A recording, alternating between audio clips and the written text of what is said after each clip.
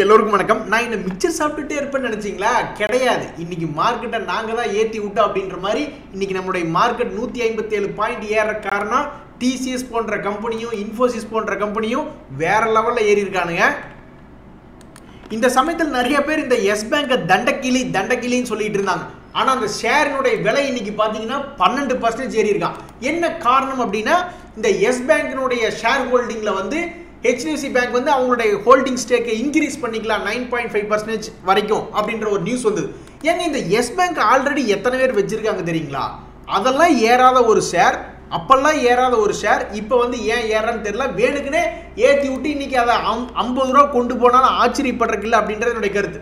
என்ன காரணம்னா ஆல்ரெடி வச்சிருக்கிறவங்கலாம் யார் அப்படின்னு பார்த்தீங்கன்னா SBI வச்சிருக்கு 26%. அதே மாதிரி நம்ம ICC வைக்காமையா இருக்கு. ICC ஒரு 3% வச்சிருக்கு. HDFC ஆல்ரெடி 1.57 அந்த குரூப் கம்பெனி இன்சூரன்ஸ் கம்பெனி ஒன்று வச்சிருக்கு. எத்தனையோ பேர் வச்சிருக்காங்க. இதெல்லாம் பல நியூஸ். அப்பெல்லாம் ஏத்தாத இந்த எஸ் பேங்க் இன்னைக்கு 12% ஏற்றி விட்டாங்க. எது எப்படியோ இதை ஒரு சாக்காடா வச்சு, அதாவது இந்த எஸ் பேங்கை பார்க்கும்பொழுது நல்லா கிளியரா இந்த இடத்துல ஒரு ரெசிஸ்டன்ஸ் லைன் அப்படின்றது காட்டுறான். இந்த ரெசிஸ்டன்ஸ் லைன் வந்து எத்தனை வருஷம் கூடி வந்திருக்குன்னா ஆல்மோஸ்ட் 2-3 வருஷத்தினுடைய ரெசிஸ்டன்ஸ் லைன். ஸோ இந்த ரெசிஸ்டன்ஸ் லைனை தாண்டிட்டான்னா இந்த டெப்த் அப்படியே மேலே ஏற்றி விட்டானாக்கா 40 ரூபா 50 ரூபா வர்றதெல்லாம் ஒரு சாதாரண விஷயமா தான் நான் பார்க்குறேன். டெக்னிக்கலி விஷயம் இருக்குது, ஃபண்டமெண்டலாக ஒரு நியூஸ் வந்திருக்கு. ஸோ ரெண்டு சேர்ந்து இவனை ஏற்றி விட்டா 50 ரூபா வரைக்கும் போகக்கூடிய வாய்ப்பு இருக்கிறதா தான் நான் பார்க்குறேன். மற்றபடி அவன் திரும்பி இறங்குற மாதிரி இருந்தால் மறுபடி பழையபடி சாதா சேராக மாறி 10 ரூபாய்க்கு போனால் 20 ரூபா வர்றதும், 15 ரூபா போனால் 25 ரூபா வர்றதும் இதே தான் பண்ணிக்கிட்டு இருப்பான். எதனால் நான் இப்படி சொல்கிறேன்னா, இதுக்கு முன்னாடி கூட நம்ம பாருங்கள் 16 ரூபா ரேஞ்சில் ஒரு இடம் பார்த்தோம் போன வருஷம் மே மாதம். இப்போ ஒரு வருஷம் கழித்து பார்க்குறேன் 25 ரூபாயில் இருக்கான். அதாவது ரெண்டு நியூஸ் இருக்கு. ஒன்று, இந்த கம்பெனியை ஆர்டர் பிடிச்சோம் பெரிய லெவலில் லாபம் பண்ணியிருக்கோம் அப்படின்னு சொல்லி இதனுடைய நியூஸை வச்சு ஏற்றுறது ஒன்று. நம்பிக்கை கொடுத்து ஐடியா ஷேர் ஒருத்தன் இவன் ரெண்டு பேத்துக்கு நம்பிக்கை கொடுத்து ஐடியா ஷேரில் என்னன்பாங்க, கவர்மெண்ட்டுக்கு இது இன்னும் கொஞ்சம் ஸ்டேக் அதிகமாக கொடுக்குதா, அல்லது கடனை கொஞ்சம் தள்ளுபடி பண்ணுதா, இல்லை அந்த ப்ரொமோட்டர்கள் வந்து ஒரு 1000-2000 கோடிக்கு இது கொண்டு வந்து பணம் போடுவாங்களா அப்படின்ற ஏதாவது ஒரு நியூஸை சொல்லி, இல்லை வெளிநாட்டுக்கார யாராவது இதை வந்து வாங்க போகிறாங்களா அப்படின்ற ஒரு நம்பிக்கை செய்தி கொடுத்தே ஏற்றிக்கிட்டு இருப்பாங்க. இந்த எஸ் பேங்க்ல அப்படி தான் நம்பிக்கை செய்தி கொடுத்து ஒரு 12% ஏற்றி விட்டாங்க. பட் இவங்ககிட்டயே ஏதாவது திறமை இருக்கா, இவனுடைய சமீபத்தில் குவார்டர்லி ரிசல்ட்ல ஏதாவது லாபம் பண்ணியிருக்கான் அப்படின்னு பார்த்தோம்னா சுமாராக லாபம் பண்ணிக்கிட்டு தான் இருக்கான். ஒரு ஷேரை ஏற்றணும்னு முடிவு பண்ணிட்டு அது ஏற்றியே தான் தீருவாங்க அப்படின்ற மாதிரி இந்த ரேலிஸ் இந்தியா ஷேர் வந்து இன்னைக்கு பார்த்தீங்கன்னா ஆல்மோஸ்ட் 4.5% ஏறி இருக்கா. ஆனால் அவனுடைய ரிசல்ட் என்ன அப்படின்னு வந்து பார்த்தீங்கன்னாக்கா அவனுடைய சேல்ஸும் கம்மியாக இருக்குது, லாபமும் கம்மியாக இருக்குது. இருந்தாலும் இவனை பிடிச்சி வம்படிக்கு ஏற்றுறோம்னே சொல்லிட்டு இன்றைக்கி ரேலிஸ் இந்தியாவை பிடிச்சி ஏற்றி விட்டாங்க. அப்போ தொடர்ந்து இதை வம்படிக்கு பிடிச்சி ஏற்றினாங்கன்னா மேலே இவனுடைய ஹை 343 ரூபா இருக்குது. டாடா குரூப் வேறு. அசோக் லைலாண்ட் அப்படின்ற ஷேரினுடைய ரிசல்ட் வந்தது. அவனும் இப்போ பாசிட்டிவாக தான் ட்ரேட் ஆகிட்டு இருக்கான். அவனுடைய நம்ம இப்போ பாருங்க அவனுடைய குவார்டர்லி ரிசல்ட் அப்படின்னு பார்க்குறோம். அது ஒன்றும் ஆஹா ஓகா ஹை கை கொடுங்க அப்படின்னு கை பிடிச்சி குளுக்கிற அளவுக்குலாம் ஒன்றும் ரிசல்ட் கிடையாது. 600 கோடி அப்படின்ற மாதிரி லாபம் பண்ணியிருக்காங்க. ஸோ இதுக்கும் வந்து பார்த்தீங்கன்னா ஒரு மாதிரி பாசிட்டிவ் மூமெண்டம்னே நீங்கள் அசோக் லைலாண்டை பிடிச்சி க்ளோஸ் பண்ணி விட்டாங்க. ஸோ இந்த ரெண்டு ஷேர் வச்சிருக்கிறவங்களையே வலுக்கட்டாயமாக சந்தோஷப்படுத்தியிருக்காங்க. நீங்களும் சந்தோஷமாயிங்க நண்பர்கள். இந்த பெட்ரோல் அண்ட் LNG அப்படின்றதுல ஒரு நியூஸ் வந்துச்சு. இந்தியாவுடைய பவரை பாருங்க. அதாவது இந்த ஷேரினுடைய வீழ்ச்சி நம்ம எந்த இடத்துக்கு பார்த்துட்டு இருந்தோம்னா 195 ரூபா வீழ்ச்சி ஆச்சு. சரசரன்னு கீழே இறங்கிட்டா இந்த பெட்ரோல் அண்ட் LNG. நம்ம அப்போ இது வந்து சப்போர்ட் லெவலில் விழுந்திருக்குங்க அப்படின்ற மாதிரி பார்த்துட்டு இருந்தோம். அந்த சரசரன்னு விழுந்ததுக்கு என்ன ஒரு காரணம் என்னன்னா, அவங்களுடைய கத்தார் எனர்ஜியோட இருக்கக்கூடிய ஒரு அக்ரிமெண்ட் முடிஞ்சிருச்சு. அவங்க கேஸ் கொடுக்காம போயிட்டா என்ன பண்ணுறது அப்படின்ற மாதிரியான ஒரு பயம் ஒன்று. இன்னொன்று, கத்தாரில் ஏதோ நம்மளுடைய இந்தியர்கள் சில பேர்த்த இந்த பாகிஸ்தான்கார அவங்க சொன்னாங்கன்னு சொல்லி ஏதோ ஒரு சில பேர்த்த பிடிச்சி வச்சுட்டு தண்டனை கொடுத்துட்டு அதுக்கப்புறம் தண்டனை குறைச்சாங்க. அந்த பீரியட்ல இறங்கின ஷேரு நம்ம கூட இப்போ பார்த்துக்கிட்டு இருந்தோம். இது எப்படி பார்த்தாலும் நல்ல டிவிடெண்ட் கொடுக்கக்கூடிய பங்குகள், நல்ல பங்கு மேலே வந்தால் இது வரைக்கும் வரக்கூடிய வாய்ப்பு இருக்குது. நம்ம கோடு போட்டு வச்சுட்டு கொண்டு இருந்தாக்கா அவன் இங்கே சப்போர்ட் எடுத்து எகிரி கூச்சி இப்போ 290 வந்து நிற்கிறான். ஸோ இங்கே வந்த பேட் நியூஸ்னுடைய இம்பேக்ட் இப்போ என்ன சொல்கிறாங்கன்னா, அப்படியெல்லாம் பேட் நியூஸ் கிடையாது, உங்களுக்கு கான்ட்ராக்ட் இருக்குது அப்படின்ற மாதிரி சொல்லிட்டாங்க. அப்போ என்ன ஆகுது, ஒரு இந்த இடத்துல வந்த பேட் நியூஸு இந்த இடத்துல நல்ல நியூஸாக மாறி நம்ம படிக்கிறதுக்குள்ள அது என்ன ஆயிருக்குன்னு பார்த்தீங்கன்னா 200 ரூபாயிலிருந்து 290 ரூபா போயிடுச்சு. ஸோ இந்த இக்னோர் பண்ணி கும்பா குட்டிகளை இக்னோர் பண்ணி அந்த பெட்ரோல் அண்ட் LNG யாராவது கீழே லோ ரேட்டில் பிடிச்சி எடுத்துருந்தீங்கன்னாக்கா உங்களுக்கு வாழ்த்துக்கள் நண்பர்களே. இன்னைக்கு இந்த பவர் கிரிட்டில் வந்து நிறைய பேர்த்துக்கு இன்னைக்கு சந்தோஷமாக தான் இருக்கும். ஓரளவுக்கு ஓகே டிவிடெண்ட் வந்துருச்சு அப்படின்ட்டு. 3000 ஷேர் வச்சிருக்கிறவங்களுக்கு 10,000 வரைக்கும் கூட டிவிடெண்ட் வந்திருக்கலாம். பட் என்ன ஒரு பிரச்சனை அப்படின்னு பார்த்தீங்கன்னா, நல்ல ஒரு 107 ரூபா இருந்தப்ப ஒரு 3500 ஷேர் வச்சிருக்கோம் அப்படின்னு வச்சுங்களேன், 107 ரூபா இருந்தப்ப 35,000 ரூபா லாபம். இப்போ 107 ரூபாயிலிருந்து டிவிடெண்ட் கொடுக்குறான்னு அனௌன்ஸ்மெண்ட் பண்ணதுக்கப்புறம் 97 ரூபா வந்திருக்கு அப்படின்னா, அப்போ எவ்வளோ வருமானம்னா 10,000 ரூபா வருமானம். ஆனால் நம்மளுக்கு போன காசு எவ்வளோன்னா 35,000 ரூபா. ஸோ எது எப்படியோ மறுபடியும் 140 ரூபா வந்தாலும் சரிதான், அல்லது மறுபடியும் தொடர்ந்து டிவிடெண்ட் கொடுத்துக்கிட்டே இருந்தால் அவன் கீழே 70 ரூபா போனாலும் சரிதான், என்ன நடந்தாலும் சரிதான், பொதுவாக டிவிடெண்ட் வந்துக்கிட்டே இருந்தால் போதும் தான். அதாவது நம்மளுடைய நோக்கம் என்ன, அது இன்கம் போர்ட்ஃபோலியோவா அல்லது க்ரோத் போர்ட்ஃபோலியோவா?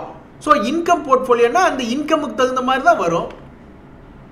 நண்பர்களே, ஷேர் மார்க்கெட்டை விடுங்க, அது மேலே போவான் கீழே போவான். ஆனால் ஷேர் மார்க்கெட் எக்கேடு கெட்டு போனால் என்ன, நடுவில் நீட்டி படுத்து தூங்கினா தான் என்ன, பல ஷேர்கள் வந்து இறங்குவதும் ஏறுவதும் ஷேர் மார்க்கெட்டுக்கு ஆப்போசிட்டாகவும் இருக்கலாம். ஸோ இந்த கிளாண்ட் ஃபார்மா அப்படின்ற ஷேர் வந்து நல்ல 4000 ரூபா ரேஞ்சிலேருந்து கீழே 800 ரூபா வரைக்கும் போயிட்டு, அதுக்கப்புறம் இப்போ மறுபடியும் ஒரு பிரேக் அவுட்டில் பார்த்தோம் 1820 ரூபா ஒரு செந்தூக்கி பிரேக் அவுட்டில் நம்ம பார்த்தோம்.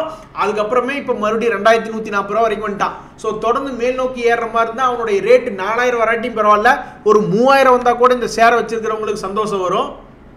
அதே மாதிரி தான் இந்த நாட்கோ ஃபார்மா அப்படின்ற ஷேரும், இந்த ஷேரும் வந்து பார்த்தீங்கன்னா இவனுடைய சமீபத்தில் ட்ரெண்ட் பாருங்க, ஒரு 5 வருஷத்தினுடைய ட்ரெண்ட் பாருங்க, நல்லா ஒரு அழகிய ட்ரெண்டிங் கிளியாக தான் இருந்திருக்கா. ஏறுவதும் இறங்குவதும் ஏறுவதும் இறங்குவதும் இப்படியே தான் இருந்திருக்கா. இதுக்கு தேவை ஏதாவது ஒரு காரணம், இறங்குறக்கு ஒரு காரணம், ஏறுறக்கு ஒரு காரணம். ஸோ அந்த வகையில் இப்போ அவன் வந்து ஆல்மோஸ்ட் வந்து மறுபடியும் இன்னும் மொமெண்டம்லேயே தான் இருக்கான். அவன் மேலே இன்னும் 1100 ரூபா பக்கம் போகல. அப்போ ஒருவேளை இங்கிருந்து தொடர்ந்து ஆடிக்கிட்டே போகிற மாதிரி அவனுடைய கடைசி டெஸ்டினேஷன் 1100 ரூபா இருந்ததுன்னா, இது போன்ற பங்குகள்லாம் வந்து எஸ்ஐபிக்கு ஹெல்ப்ஃபுல்லாக இருக்கும். என்னைக்கு இருந்தாலும் ஒரு நாள் அவனுடைய மேலே போய் டச் பண்ண வேண்டிய ட்ரெண்டு தானே, அதுதானே கடந்த 10 வருஷமாக சொல்லுது. அப்படின்ற மாதிரியான நோக்கமுடையவர்களுக்கு ஒரே அட்டம்ப்ட்ல வாங்காம, ஒரே அட்டம்ப்ட்ல கொண்டே காசு போடாம கொஞ்சம் கொஞ்சமா வாங்கினாங்கன்னா அவங்களுக்கு ஒரு பெஸ்ட் ஆவரேஜிங் பிரைஸ் கிடைச்சி ஒரு பெஸ்ட் ப்ராஃபிட் கிடைக்கக்கூடிய வாய்ப்பு இருக்கிறதா நான் பார்க்குறேன். ஸோ எஸ்ஐபிக்கு சூஸ் பண்ணக்கூடிய பங்குகள்லாம் இந்த மாதிரி ஒரு ட்ரெண்டிங் கிளிகளாக பார்த்து பிடிக்கணும். ஏறினாலும் ஒரு 2-3 வருஷம், இறங்கினாலும் 2-3 வருஷம் அப்படின்ற மாதிரி. நண்பர்களே, ஜிண்டால் வேர்ல்டு வைன்னு ஒரு ஷேர் பார்த்துக்கிட்டு இருந்தேன். டெக்னிக்கலி நல்லா ஒரு புல்லிஷ் மொமெண்டம் தான் காட்டுறான். இன்னைக்கு திடீர்னு கீழே இறங்கிட்டே போயிட்டு இருந்தா, இவனை கூட நம்ம சமீபத்தில் பேசிட்டு இருந்தோம், நல்ல ஒபீடியண்டா இருக்காங்க அப்படின்ட்டு. நம்ம எவனையுமே ஒழுக்கமா இருக்கான்னு சொல்லி பேசக்கூடாது போல. உடனே நான் வந்து ஒரு அயோக்கியன் அப்படின்ற மாதிரி, இப்போ நம்ம யாருக்காவது ஞாபகம் இருக்கான்னு தெரியல, நல்லா இவன் மதிச்சு கீழே வர்றான், பிரேக் டவுன் ஆகிட்டான், நல்லா மதிச்சு வர்றான்னு சொல்லி பேசிக்கிட்டே இருந்தாக்கா டபக்குன்னு ஏறிட்டான். இதை நான் நேத்தே பேசணும்னு நான் நினச்சிக்கிட்டு இருந்தேன். அதுக்குள்ளே பார்த்தா நேற்றே ஓரளவுக்கு மேலே வந்துட்டான், இன்னைக்கு நல்லா மேலே வந்துட்டான். ஆக்சுவலாக நான் என்ன சொல்ல வரணும் அப்படின்னு நான் நேற்று நினச்சிருந்தேன்னா, பிரேக் அவுட் ஆகிட்டா நீ மேலே வந்தால் அவனுடைய ரெசிஸ்டன்ஸ் பாயிண்ட் பக்கத்தில் வருவான்னு நான் நினச்சிக்கிட்டு பேசலான்ட்டு இருந்தேன். அதே என்னடான்னா ஒரே நாள் கேப்புக்குள்ளே மேலே வந்துட்டான்.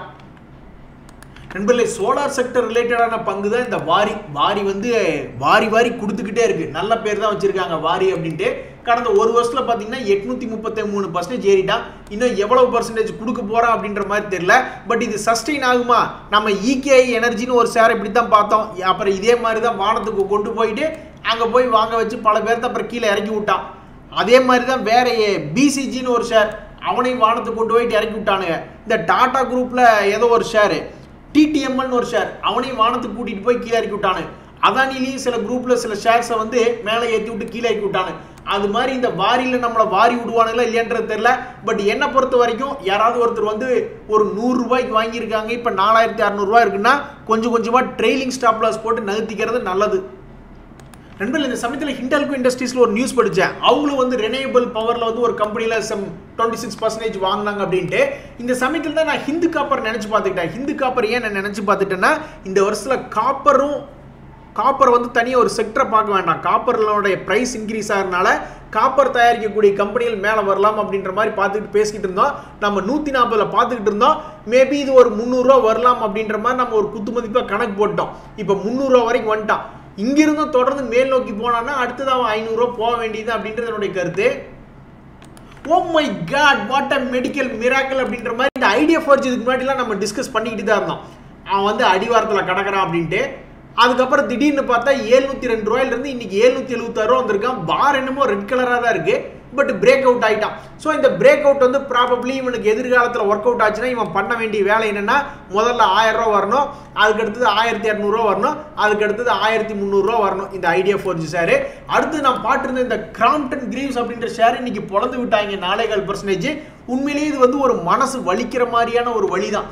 என்ன காரணம்னா இந்த ஒரு வருஷத்துல இந்த ஷேரை வச்சிருந்தீங்கன்னா உங்களுக்கு கிடைச்சது நஷ்டம், 10% நஷ்டம். இந்த ஷேர் மார்க்கெட்டில் வந்து ஷேர் மார்க்கெட்டே உச்சத்தில் ஏறி நின்று எல்லாரும் சந்தோஷமாக கையை விரித்து ஆடிக்கிட்டு இருக்கும்போது நீங்கள் தலையில் கையை வச்சுக்கிட்டு போந்திருப்பீங்க. ஸோ அப்பேற்பட்ட இந்த கிராம்ப்டன் வந்து இந்த வருஷத்தில் கொஞ்சம் லேசாக மேலே ஏற ஆரம்பித்தான். 330 ரூபா வரைக்கும்லாம் போனால் அப்புறம் வழக்கம் போல இப்போ 8% இறங்கி தான் கிடக்கு. நண்பர்களே, இப்போ தொடர் சோதனைக்கு உள்ளான மனிதர்களுடைய வாழ்க்கையில் திடீர்னு ஒரு முன்னேற்றம் வந்தால் எப்படி இருக்கும்? அப்படித்தான் இன்னைக்கு ஷேர் மார்க்கெட்டில் ஒரு இம்பார்ட்டண்ட்டான நியூஸ் நடந்தது. பிராஜ் இண்டஸ்ட்ரீஸ்னு ஒரு ஷேர், அவனை பாருங்க எப்படி இறங்கியிருக்கான் பாருங்க. டிசம்பர் மாதம் ஆல்மோஸ்ட் 3 மாசமா, டிசம்பர் மாதம் இறக்கம், ஜனவரி மாதம் இறக்கம், பிப்ரவரி மாதத்துல இறங்கிக்கிட்டே இருந்தவன் திடீர்னு இன்னைக்கு ஒரு யூட்டர்ன் போட்டான். அவன் யூட்டர்ன் போட்ட இடம் எங்கே அப்படின்னு பார்த்தீங்கன்னா, இதுக்கு முன்னாடி இருந்த அவனுடைய ரெசிஸ்டன்ஸையே இப்போ சப்போர்ட்டை எடுத்துக்கிட்டு ஏறுறான். ஒருவேளை திரும்பி ஏறுற மாதிரி இருந்தா உங்களுக்கு தெரியாதுல்ல, ஸ்டாக் மார்க்கெட்ல இப்பெல்லாம் வந்து ஒரு 20-30% இறங்குறான்னு வச்சுங்க, திருப்பி ஏறக்கூடிய வாய்ப்பு அப்படின்றது வருது. ஸோ அப்போ இவன் 30%, ஆல்மோஸ்ட் 27% இறங்கியிருக்கான். ஒருவேளை இவன் இங்கிருந்து மறுபடியும் ஒரு 20% இறங்குற மாதிரி இருந்தால் மேபியும் ஒரு 560 ரூபா வரைக்கும் வரக்கூடிய வாய்ப்பு இருக்கிறதா பார்க்குறேன். இப்போ 510 ரூபாயில் இருக்கான். இன்னைக்கு ஒரு நியூஸ் ஒன்று ஆர்டிகல் படிச்சுக்கிட்டு இருந்தேன். அந்த இங்கிலாந்துல அடுத்தது மன்னர் போயிட்டாருன்னா அடுத்தது இளவரசர் யாரு அப்படின்றதே தெரியாத மாதிரி ஒரு டிஸ்கஷன் போயிட்டு இருக்கு அப்படின்ற மாதிரி ஒரு நியூஸ் படிச்சுட்டு இருந்தேன். அதே மாதிரி தான் இந்த பிரின்ஸ் பைப் ஷேர் வச்சிருக்கிறவங்களுக்கு ஒரு கும்பாவா பல நூற்றாண்டுகளாக, பல மாதங்களாக, பல நாட்களாக விடையே தெரியாம இருக்கு. எல்லா ஷேர்களும் கீழே நீட்டிப்படுத்திக்கிட்டு இருந்த சமயத்தில் இவன் 2021 ஒரு உச்சம் அப்படின்றத போய் தொட்டுட்டான் இந்த பிரின்ஸ் பைப். அதுக்கப்புறம் பார்த்தீங்கன்னாக்கா ஏன் இப்படி நீட்டிப்படுத்தி ஒரு முடிவு தெரியாமல் இருக்கான்னு தெரியல. ஆல்மோஸ்ட் இப்போ 673 ரூபாயில் இருக்கா. இன்னும் 3 வருஷம் ஆனாலும் இது முடிவு தெரியாது போல. பாவம் நண்பர்களே, இந்த ஐடிசி ஷேருக்கு என்னதான் ஆச்சுன்னு தெரியல. அதாவது இந்த ஷேர் மார்க்கெட்டில் அந்த கோவிடுக்கு அப்புறம் ஒரு வளர்ச்சி அப்படின்றது வரலன்னு வச்சுங்களேன், இந்த ஷேரில் ஒன்றுமே இல்லை அப்படின்ற மாதிரி தான் அர்த்தம். என்ன காரணம்னா 2017 ஒரு உச்சத்துக்கு போனவன் 2019 அந்த சமயத்துலாம் நீட்டி படுத்து தான் கிடந்தான். இந்த கோவிடுக்கு அப்புறம் வந்ததில் தான் இதில் ஒரு லாட்ரி இந்த ஐடிசி ஷேரில். ஐடிசிக்குன்னு இல்லை, ஏகப்பட்ட ஷேரில் கோவிடுக்கு அப்புறம் தான் லாட்ரியே அடிச்சுது. அந்த வகையில் வந்து இவன் வந்து 2022 அப்புறம் அப்பவும் கூட இவனுக்கு ஒரு லாட்ரி அடிக்கல கோவிட் முடிஞ்சதுக்கு அப்புறமா. ஏன்னா நம்ம தான் எல்லாம் கேட்டை பூட்டி வச்சுட்டு வீட்டுக்குள்ள வந்துட்டு இருந்ததாச்சு, யாரும் போய் பிஸ்கட் வாங்கல, ஒன்றும் வாங்கல. அதுக்கப்புறம் 2022 இருந்து ஒரு அருமையான ரேலி, 2023 பிற்பகுதி வரைக்கும் நல்ல அருமையான ரேலி. அதுக்கப்புறம் இந்த ஷேர் பாவம் திணறானுங்க. என்ன காரணம்னா அவங்களுக்கு வந்து ரா மெட்டீரியல் காஸ்ட்லாம் இன்க்ரீஸ் ஆயிடுச்சு, ப்ராஃபிட் மார்ஜின்லாம் குறையுது அப்படின்ட்டு. இதுக்கு முன்னாடி ஒரு நல்ல அழகிய பிரேக் அவுட், நல்ல சக்ஸஸ்ஃபுல்லான பிரேக் அவுட். அதுக்கப்புறம் அந்த பிரேக் அவுட்டுக்கு யூஸ் பண்ணி வெறும் 10 ரூபா தான் ஏறியிருக்கான். அந்த பிரேக் அவுட்னுடைய சக்தி அவனுக்கு 10 ரூபா தான். நான் கூட பேப்பர்லாம் விட்டு எரிஞ்சு விசில் அடித்தேன். கடைசியில் பார்த்தா அங்கிருந்து கீழே இறங்கிவிட்டா, அப்புறம் சப்போர்ட்டில் நிற்கல, அதுக்கப்புறம் இறங்கிட்டா, அதுக்கப்புறம் இன்னொரு சப்போர்ட் அங்கேயும் நிற்கல, மறுபடியும் இறங்கிட்டா.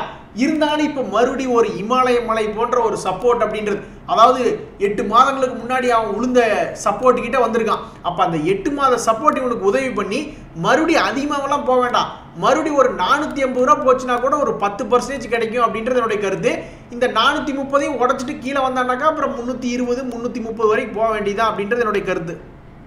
நண்பர்களே, இந்த ராஜேஷ் எக்ஸ்போன்னு ஒரு ஷேர் பார்த்துக்கிட்டே இருந்தோம், அது அடிவாரத்தில் தூங்கிக்கிட்டே இருக்கு. பாவம் அந்த ஷேரில் பணம் போட்டு வச்சவங்களாம் ரொம்ப மன வருத்தத்தில் இருப்பாங்க.